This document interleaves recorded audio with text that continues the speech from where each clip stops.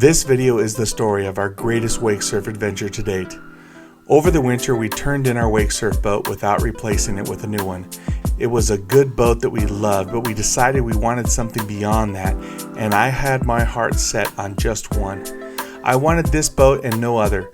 I wanted it like a fat guy wants a milkshake. I wanted this style, this wake, and this technology, and if it didn't work out, I had no other plans. I shared my desire with Supra and it all worked out, and in May a boat was going to be shipped to us from Tennessee. 1 week before that was supposed to happen, I had this crazy idea. What if I packed Thomas and Jesse in the F-150 with me and drove to Tennessee to pick the boat up?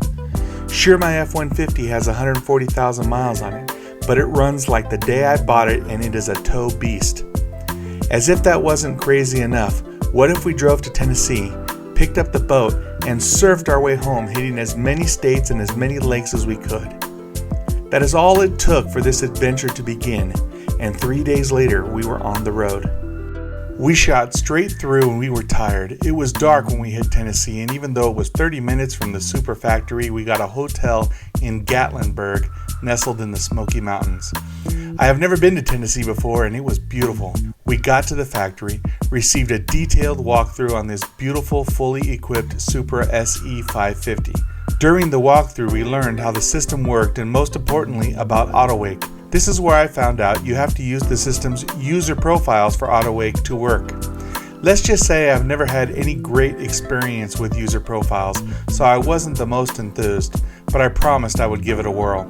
We had arranged with the most hospitable Walker family to use their private lake as our undisclosed location to set up the boat. We would be meeting people at the next several lakes, and I had to admit I was nervous, never dialing in this boat before.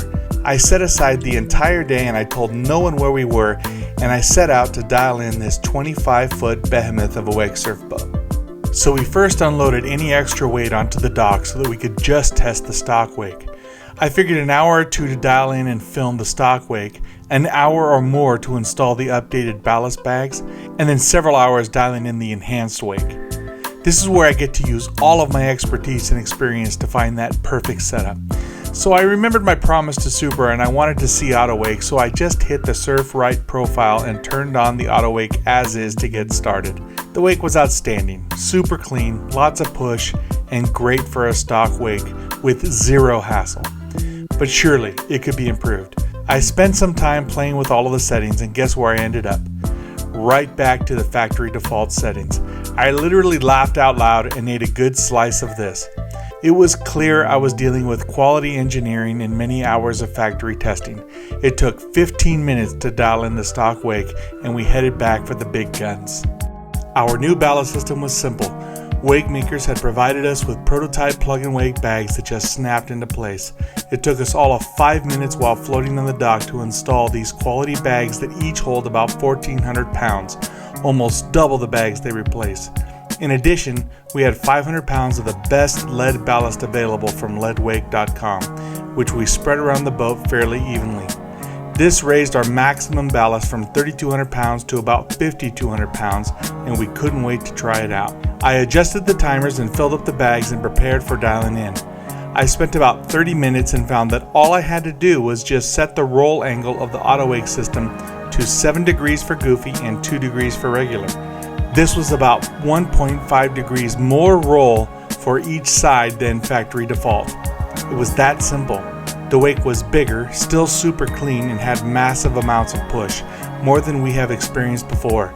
The wake was great, and we got to give Rhea a good ride. As the trip rolled on, the wake just got better as we adjusted the lead here and there and spent more time on the boat. So it was on to Norris Lake in northeastern Tennessee. It was just the three of us because I didn't give anyone enough notice to meet us. I had no idea the Supra SE would be so easy to dial in. What a blast we had. This lake was gorgeous and I am dying to go back. It was so clean and cool with plenty of fingers to find perfect water. We swam and surfed, and then Thomas almost flew our drone into the lake but saved the day in epic fashion. Next stop was Allatoona Lake in Georgia. We did not intend to stop here, but the Hensley family talked us into making the time, and they were even taking their kids out of school to surf with us. How could we pass that up? The drive was beautiful traveling through Tennessee in May. Allatoona Lake was another surprise to me on just how beautiful the lake was. This was another perfect lake with lots of fingers to find great water. It was fresh and clean, and we had a boatload of people to share it with. We picked up 2 demo boards provided to us by Chaos Wakesurf boards. Everyone loved the Team Pro model, especially Thomas. The entire group surfed, and I loved listening to the 16-year-old kid Esteban say yes sir to whatever I told him. We had a great lunch on the lake and stayed out till almost dark. The Bortons wore their old Wake9's shirts and made me feel right at home. I learned that these were called loblolly pines. It was an epic day, and Thomas got to drive the boat onto the trailer for the first time. I hope I get to visit back with this great group on Allatoona someday. From Allatoona Lake, we were off to Tennessee again, this time the southwest corner just outside Memphis to the Indmar engines factory. I am a geek and a gearhead, and so I was pretty excited about this. We got to see how the Ford Raptor engines were received, tweaked, assembled, and juiced with the Indmar secret sauce. I would show more pictures, but it was all very top secret.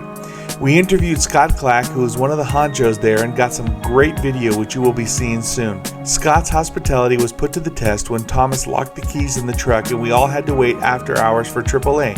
And if that wasn't enough, Thomas accidentally broke wind inside Scott's office, which had Jesse laughing hysterically through the better part of Arkansas. I would like to take the opportunity once again to apologize to our gracious host Scott and Indmar Engines and offer to pay for the bleach, Febreze, or even a new chair.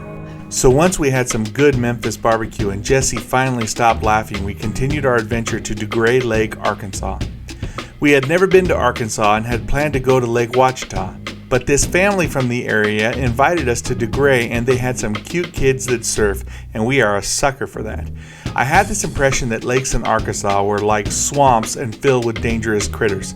The lake was beautiful, cool, clean, and it was empty. No one was in sight. The lake had some great cabins and awesome marinas that inspired me to pick up a brochure and think about a future vacation. We got to watch Chandler rip it up and make our wake look even bigger, and then her mom Misty show us how it's done. It was a great day, even with the fact that I guess Arkansas doesn't believe at docks at ramps.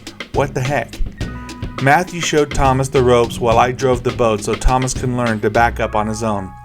Jesse made friends for life, and so did Matthew when he took us here and fed me this. Our next stop was Lake Ray Hubbard just outside of Dallas, Texas, in a suburb called Rockwall. We have been there several times because my brother Danny moved his family to Rockwall about 12 years ago. We came to visit and took them to dinner and would have loved to take them on this lake that is only a stone's throw from them, but we have been told that it's too dangerous to wake surf in. You can Google it, but the story is that the lake flooded before they could get all the trees and stumps out of there, and there are tons of hazards. I actually found a couple of local brave wake surfers that wake surf all the time there and said they would show us the ropes. We stayed where they told us, and yes, there are a ton of hazards, but mostly grouped together so you just stay away from them. We found a surf channel with over 20 feet of depth that was free of obstacles, and we had a great time with our new friends. It was a bit strange surfing right along the huge Interstate 30, but definitely a great memory. Only a couple of hours away is Possum Kingdom Lake. Texas lakes are not always the cleanest, many times very shallow, but Possum Kingdom really stands out. We have been here before and it's a great place to visit, home of the landmark Hell's Gate. We immediately went for a swim just inside Hell's Gate. I had invited my brother with me and his 4 kids, and they each had a friend since they were excited, and so we had a boatload. I have some other friends in the area, and I asked if they could bring their boat and help me host my brother's family. Josh and Gentry Slayton are the best kind of people that would enjoy doing this. There were lots of kids on 2 boats, and unfortunately I didn't get them all on camera. We had to carry Brett and stuff him into an elevator because he hurt himself recently, but we had a great time and a great lunch at the marina. Most everyone tried to surf, and I fulfilled a long-time dream to take my brother and his family wake surfing in Texas. Honestly, before this trip, I didn't even know there were lakes to wake surf on in New Mexico. The weather turned sour and cold, and the day we were in New Mexico, there were thunder showers. We found a window and went out anyway and had a blast. It was just us, and we found out that Jesse is the stoutest of our crew, braving 65-degree water without any protection. Thomas and I had some fun with her when we realized the island she was surfing past was called Rattlesnake Island. We were only on this lake for a couple of hours, but this is one of my favorite memories from the entire trip. With the weather and the landscape, it felt like another planet. This was the last day with just the three of us, and by this time we felt like we weren't just family, but we were buddies, and I seized every minute of it. So now we were on to Lake Pleasant near Phoenix, Arizona, and we have been trying to go here for a couple of years. Some of our longtime wake surf friends, Mike and Angie Violin, call this home and have helped build a great wake surf community here. This area is also known as a Soulcraft Custom Wake Surf Board Haven because that is Mike and Angie's long-term board of choice. Soulcraft is also one of our favorites. We planned on surfing here for one day with the Violins and crew and then meeting up with Amy, RJ, and his wife Emmy on the second day. Due to a tire blowout and some damage it caused, we had to stay over the Memorial Weekend to get our truck repaired. We had a blast surfing with Mike and Angie and their crew. Thomas got to demo the new Secret Weapon board and he loved it, and so we will also be having one of those on our boat soon. We have been great friends with Soulcraft over the years, and this is another board company you must try. We also got to meet and surf with this other 16-year-old kid, Connor Burns. This kid was phenomenal and he will be a force to reckon with in the pro competition series. He is not only talented but has a unique style that I love to film. Check out this crazy method he has for building speed. He basically pops in air and lands like a ramp and uses this to gain speed for larger tricks like an air, a big spin, or whatever. He does this instead of pumping. I dubbed it the Pop-Tart. He made me think of what would happen if James Walker and Chase Hazen had a baby. You could get James' precision and control with Chase's amplitude. After surfing with the Violins and the rest of the Soulcraft Wakesurf AZ crew, my excitement and my anxiety were getting the best of me. The next day was going to be the first day I met up with Amy and RJ and Emmy. I missed them all so much and couldn't wait to share the boat, but at the same time I was nervous as hell. This is the first time RJ has the opportunity to give this wake a good rogering. This kid is brutally honest, loves a good argument, so I am on the edge a bit. It was such a great day and I don't think I stopped smiling surfing with my family, and then RJ got on the boat after he surfed and he was overflowing with praise and I caught it on camera. Wave is absolutely amazing. Blew me away. We got on this wave, the lip was huge, the wave was tall, the wave was long, the push was insane. I'm blown away. The regular waves, I felt just as good. Probably the best regular wave I've been on backside. That was amazing. This is my favorite, no doubt. That was it. Tension all gone. Just pure joy from here on out, and the wave and our surfing just got better. Amy also surfed, and the added power of this wave and the smoother transition made her also love the wave and sing its praises. I was a happy man. One more stop before our home lake. Lake Berryessa is a beautiful lake just outside of Napa Valley, and for the first time in many years was full to the brim. We were here for the California Marine Sports annual campout, which is always a good time. The first evening, we just had time to get some surfing in before dark. We had a couple of new friends with us and we got the drone out and turned the boat lights on just before the sun went down. The next day, we took out a few more riders and did our best to find good water on a busy weekend. Callie Perkins couldn't land her 360 to save her life. She made at least 10 attempts, but we knew the secret. We changed the song that was playing to offer some inspiration, and she landed it the first time. Mike Highhill was up next, and he wanted to show us a new trick where he does a 360 with a twist. It's a sort of bottom turn into a 3 with an indie grab on the way out, which he calls the Hot Pocket. We ended a great weekend taking the Favors family out, teaching 2 of their young friends to surf, and then watching the rest of the family surf the rollers and chop. We made a bowl with Dan for the local news drone, and all in all had a great time with everyone. We made it home after 7,000 miles and we were beat, but we were still very excited to share our new boat with our friends who are all suckers for riding behind a new boat, especially one that is new to them. We had a great time and look forward to many more family and friend-filled outings on our home lake, Lake Oroville. The lake is low to allow for repairs to the dam, but we are hoping for a full lake over the winter. The Supra SE 550 has performed flawlessly, has exceeded all of our expectations, and is by far our best boat to date. We have kept a fuel log except for the first 2 fuel stops since we picked up the boat.